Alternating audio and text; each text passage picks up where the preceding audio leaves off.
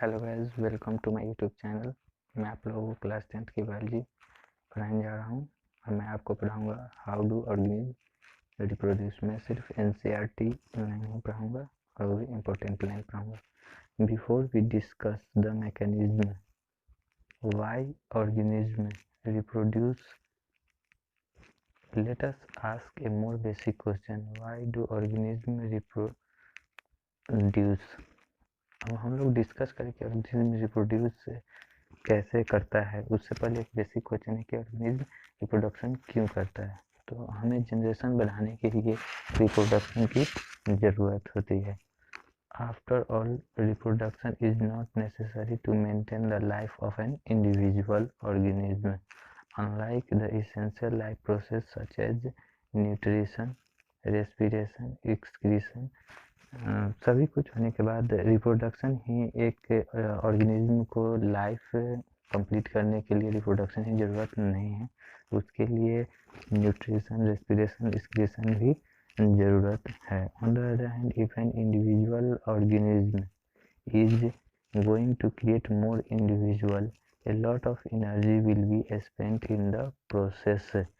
अब एक single individual बहुत सारे इंडिविजुअल को क्रिएट करता है तो उसमें एनर्जी भी लॉस्ट होता है। मान लो एक आदमी है और उसके 2-3 बच्चे हैं तो उसमें भी एनर्जी लॉस होता है। So why should a individual organism waste energy on a process it does not need to stay alive. क्यों एक सिंगल इंडिविजुअल ही एनर्जी क्यों वेस्ट करेगा? क्या उसको जिंदा नहीं रहना है? It would be interesting to discuss the possible answer in the classroom, और हम लोग इसको डिस्कस करेंगे। इसमें इंफॉर्मेशन है, कोई काम का चीज़ नहीं है, आप लोग पढ़ लीजिएगा एक बार।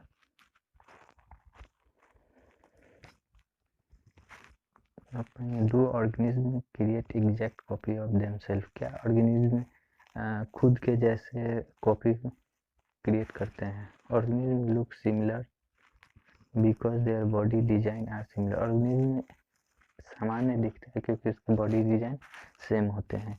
If body design are to be similar, the blueprint for this design should be similar. अगर बॉडी डिजाइन सिमिलर होंगे तो उसके ब्लूप्रिंट भी सिमिलर होंगे। Thus reproduction at this basic level will involve making copies of blueprint of the body design. Reproduction के basic level है जो involve होता है बॉडी डिजाइन के ब्लूप्रिंट कॉपीज को बनाने के लिए। In class 9 we learn that the chromosome in the nucleus of a cell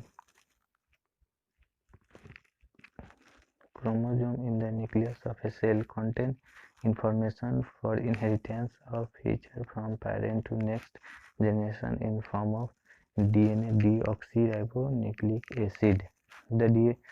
हम लोग क्लास 9 में पढ़ते हैं कि क्रोमोसोम न्यूक्लियस में होता है जो जेनेटिक इंफॉर्मेशन को कैरी करता है मदर से एक पेरेंट से नेक्स्ट जनरेशन में इंफॉर्मेशन को कैरी करता है इन फॉर्म ऑफ डीएनए, यानी मदर से या पेरेंट से, मदर फादर से बच्चों में जो कैरेक्टर जाता है। DNA in the cell nucleus is the information source for making protein. DNA जो सेल में है वो प्रोटीन बनाने के लिए इंफॉर्मेशन सोर्स है। If the information is change, different protein will be made. अगर इंफॉर्मेशन को चेंज कर देंगे तो अलग प्रोटीन बन जाएगा। Different protein will eventually leads to alter body design. अगर अलग अलग प्रोटीन बनेगा तो फिर बॉडी डिजाइन भी चेंज हो जाएगा। Therefore A basic event in reproduction is the creation of A DNA copy. इसीलिए एक बेसिक इवेंट घटना होता है रिप्रोडक्शन में जो डीएनए कॉपी को क्रिएट करता है। Cell use chemical reaction to build a copy of their DNA. Cell chemical reaction को यूज करता है डीएनए के कॉपी बनाने के लिए। This create This create two copies of DNA in a reproducing cell, and they will need to be separated from each other. Reproduction दो copies DNA का दो कॉपीज बनाता है रिप्रोड्यूसिंग सेल में, और वो दोनों को सेपरेट करता है एक दूसरे से. However, keeping one copy of DNA in the original form and simply pushing the other one out would not. However, keeping one copy of DNA in the original cell and simply pushing the other out would not work, because of a copy pushed out would not have any organized cellular structure for maintaining the life process. Therefore, DNA copying is accompanied by creation of additional cellular apparatus, and then the DNA copies separate each with its own cellular apparatus. Effectively, a cell divides to give rise to two cell. एक cell divide होकर दो cell देता है. These two cells are of course similar, but are they likely to be absolutely identical? दो cell जो होते हैं similar होते हैं, लेकिन वो absolutely एक दूसरे के सिमिलर ही आइडेंटिकल होते हैं. The answer of this question will depend on how accurately the occupying reaction involved occurs. वो जब दोनों सेल में डिवीजन होता है तो उसमें ये डिपेंड करता है कि कैसे कॉपिंग रिएक्शन हुआ है. No biochemical reaction is absolutely reliable. कोई बायोकेमिकल रिएक्शन एब्सोल्युटली उतना कंफर्म नहीं होता है. Therefore it is only to be expected that the process of copying DNA will have some variation each time. इसलिए सिर्फ एक्सपेक्ट किया जाता है कि जो डीएनए के कॉपिंग का प्रोसेस है उसमें हर एक समय वेरिएशन होते रहता है.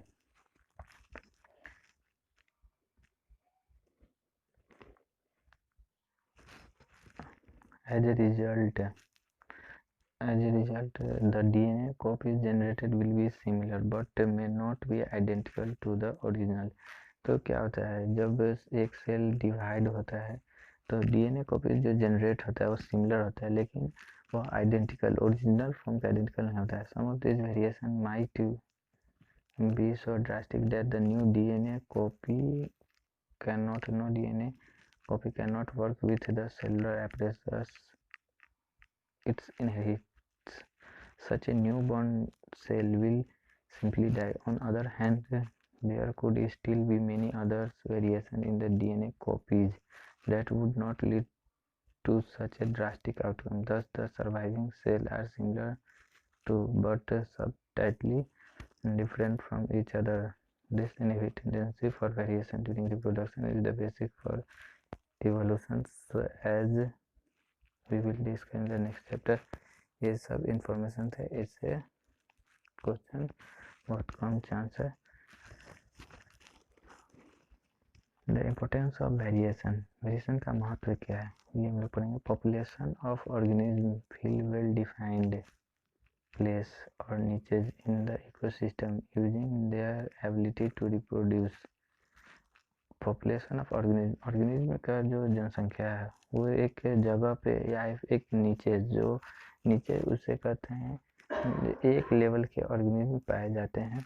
नीचे कहते हैं इन द इकोसिस्टम में एक लेवल के ऑर्गेनिज्म पाए जाते हैं. Using their ability to reproduce, और उनके पास एबिलिटी है रिप्रोड्यूस करने की. The consistency of DNA copying during reproduction is important for the maintenance of body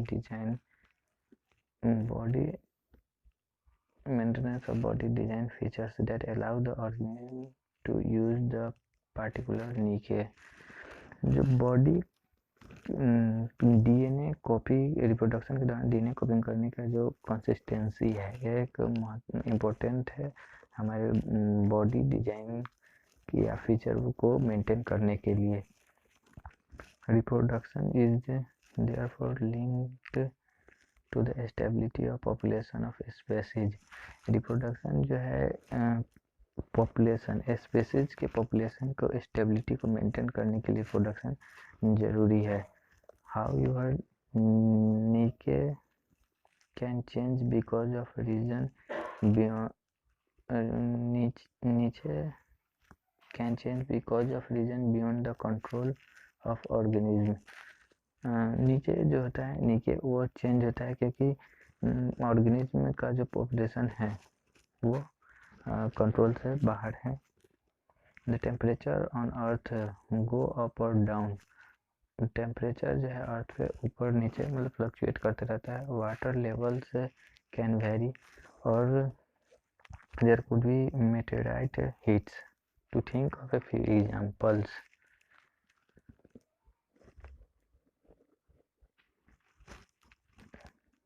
If a population of reproducing organisms were situated to a particular niche and if the niche were drastically altered, the population could be wiped out. मानो कि एक population है एक particular नीचे में और यहाँ पे एक ड्रास्टिकली अल्टर रहता है, जैसे कि वाटर की कमी हो जाती है या फिर कोई तूफान आता है जिससे पॉपुलेशन क्या होता है विप्ट हो जाता है. विप्ट मतलब होता है लुप्त हो जाता है. However, if some variation were to be present in a few individual in this population, there would be some chance of them to survive. अब क्या होता है इससे वेरिएशन होता है जो कुछ भी इंडिविजुअल पर बच जाते हैं उस पॉपुलेशन में तो उनमें वेरिएशन आता है और वो उस कंडीशंस में सरवाइव करते हैं और उनमें चेंजिंग आता है. Thus if there were a population of bacteria living in temperature water and if the water temperature were to be increased by global warming, most of these bacteria would die, but few variants resistant to heat would survive and grow further. अब जैसे कि population bacteria जो living bacteria उनके population water temperature जो होता है water में survive करता है. तो जैसे ही वाटर का टेम्परेचर बढ़ता है क्योंकि ग्लोबल वार्मिंग बढ़ेगा तो वाटर का टेम्परेचर बढ़ेगा तो उनमें से बहुत सारे बैक्टीरिया मर जाते हैं और बहुत सारे सरवाइव करते हैं. तो जो सरवाइव करते हैं उनमें वेरिएशन आता है वो फिर उसमें जनसंख्या बढ़ते जाता है. वेरिएशन इज दस useful for survival of species over time. और जो वेरिएशन यूजफुल है उस स्पीशीज के लिए. जैसे जैसे टाइम बदलते जाते हैं तो वो सरवाइव करते हैं.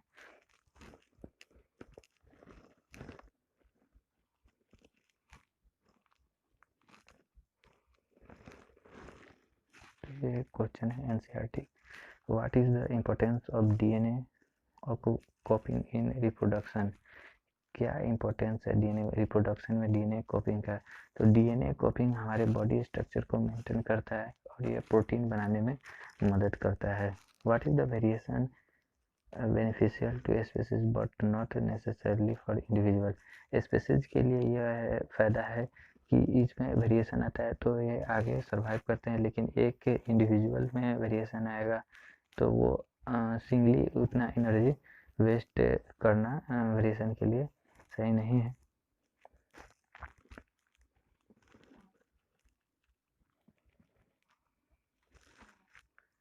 Mode of reproduction used by single organism.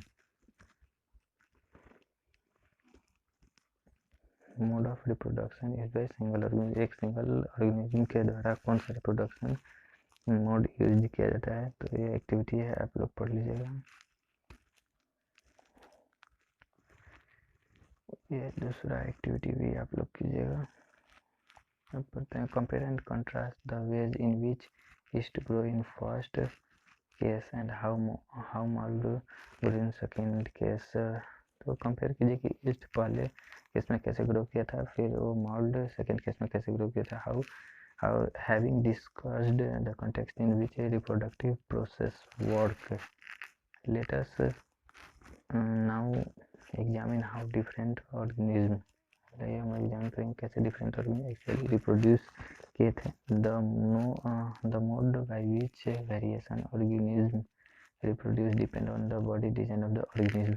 तो जो अलग अलग ऑर्गेनिज्म के मोड ऑफ रिप्रोडक्शन है वो डिपेंड करते हैं बॉडी के ऑर्गेनिज्म के बॉडी डिजाइन पे.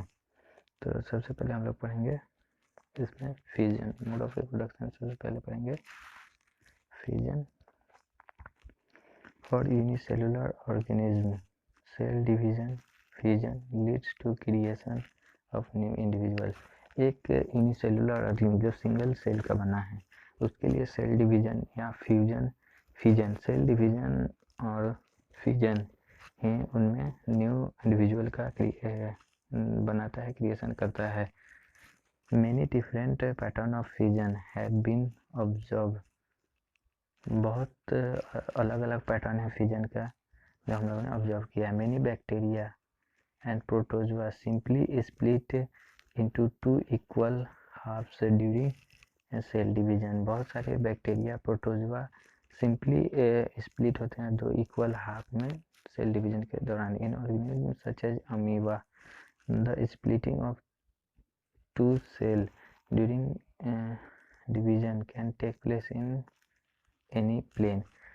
एक ऑर्गेनिज्म में जैसे अमीबा सेल डिवीजन के दौरान दो सेल को इक्वली स्प्लिट करता है, सेल को इक्वली स्प्लिट करता है किसी भी कहीं भी किसी भी प्लेन में। दो प्लेन एक सेल को दो पार्ट में किसी प्लेन से डिवाइड करता है। तो इसमें एग्जांपल क्या हुआ, तो फ्यूजन से किसका किसका रिप्रोडक्शन होता है, तो यूनिसेलुलर ऑर्गेनिज्म जैसे ईस्ट का हुआ फ्यूजन करता है, फिर अमीबा कराता है।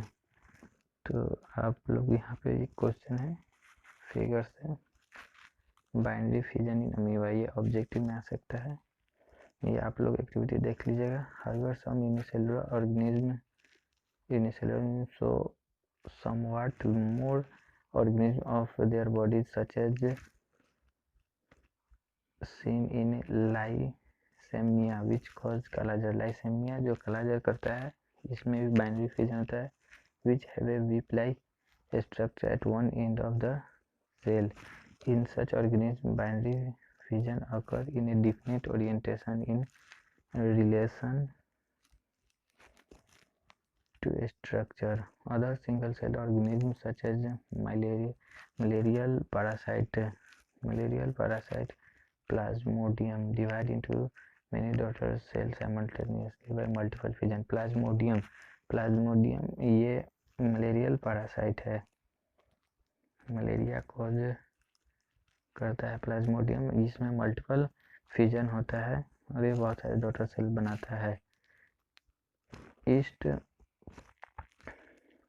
Yeast on the other hand can put out small buds to separate and grow further।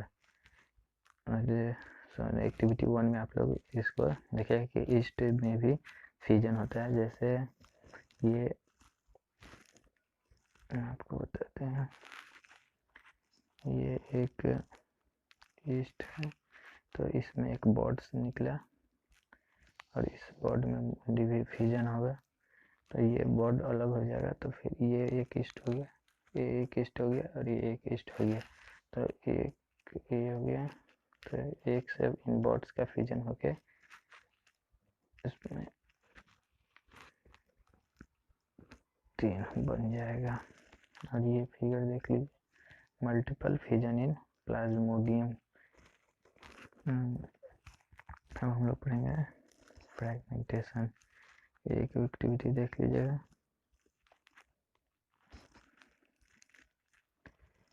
In multicellular organism with relatively simply body organism, simple reproductive methods can still work।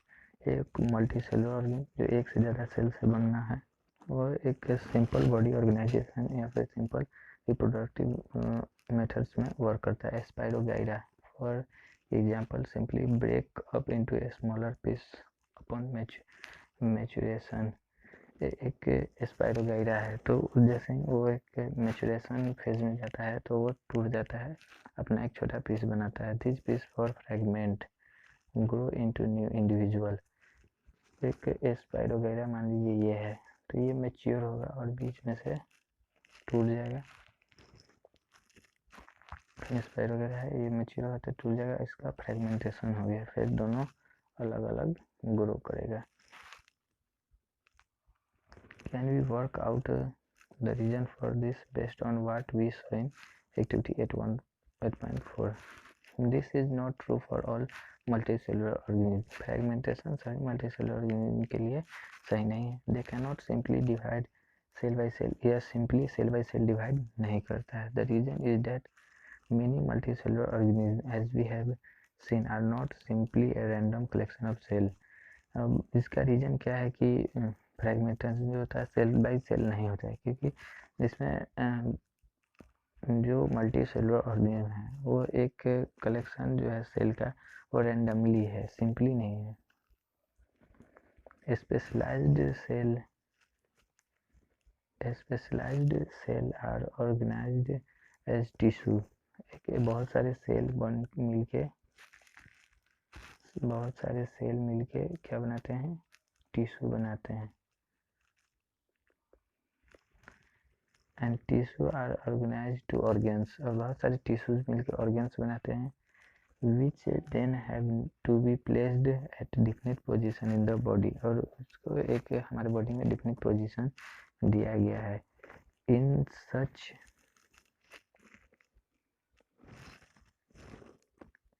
such a carefully organized situation, cell by cell division would be impractical.